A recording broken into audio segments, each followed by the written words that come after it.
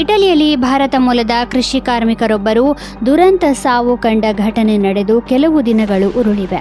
ಕೃಷಿ ಯಂತ್ರದೊಳಗೆ ಸಿಲುಕಿ ತೋಳು ತುಂಡಾಗಿದ್ದ ಅವರಿಗೆ ಹೊಲದ ಮಾಲೀಕ ವೈದ್ಯಕೀಯ ನೆರವು ಕೊಡಿಸದೆ ರಸ್ತೆಯ ಮೇಲೆ ಎಸೆದು ಹೋಗಿದ್ದ. ಇದರಿಂದಾಗಿ ಅವರು ಪ್ರಾಣ ಕಳೆದುಕೊಂಡಿದ್ದಾರೆ ಎಂದು ವರದಿಯಾಗಿದೆ.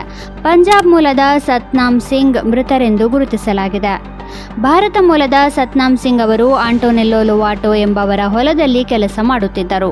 ಹೊಲದಲ್ಲಿ ಗಾಯಗೊಂಡಿದ್ದ ಸಿಂಗ್ ಮತ್ತು ಆತನ ಪತ್ನಿಯನ್ನು ಮಾಲೀಕ ಆಂಟೋನೆಲ್ಲೋ ವ್ಯಾನ್ನಲ್ಲಿ ಕರೆತಂದು ಮನೆಯ ಸಮೀಪ ರಸ್ತೆಯ ಪಕ್ಕದಲ್ಲಿ ಬಿಟ್ಟು ಹೋಗಿದ್ದ. ತುಂಡಾದ ಕೈಯನ್ನು ಹಣ್ಣಿನ ಪೆಟ್ಟಿಗೆಯಲ್ಲಿ ಇರಿಸಲಾಗಿತ್ತು.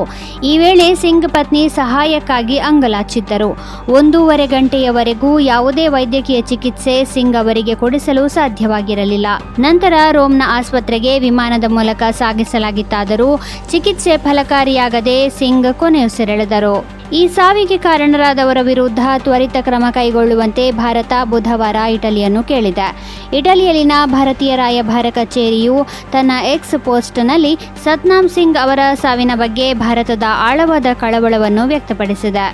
ಸಿಖ್ ರೈತನ ಸಾವು ಇಟಲಿಯಲ್ಲಿ, ವಿಶೇಷವಾಗಿ ದೇಶದ ದಕ್ಷಿಣದಲ್ಲಿ ವ್ಯಾಪಕವಾಗಿ ಹರಡಿರುವ ಗ್ಯಾಂಗ್ ಮಾಸ್ಟರಿಂಗ್ ಮತ್ತು ಆಧುನಿಕ ಗುಲಾಮಗಿರಿಯ ಬಗ್ಗೆ ಆಕ್ರೋಶವನ್ನು ಹುಟ್ಟುಹಾಕಿದೆ. ಇಟಾಲಿಯನ್ ಕ್ಷೇತ್ರಗಳಲ್ಲಿ ಕಾರ್ಮಿಕರಾಗಿ ಕೆಲಸ ಮಾಡುವ ವಲಸಿಗರ ಮೇಲಿನ ದೌರ್ಜನ್ಯದ ವಿರುದ್ಧ ಸ್ಥಳೀಯ ಭಾರತೀಯ ಸಮುದಾಯವು ಧ್ವನಿ ಎತ್ತಲು ಪ್ರಾರಂಭಿಸಿದೆ.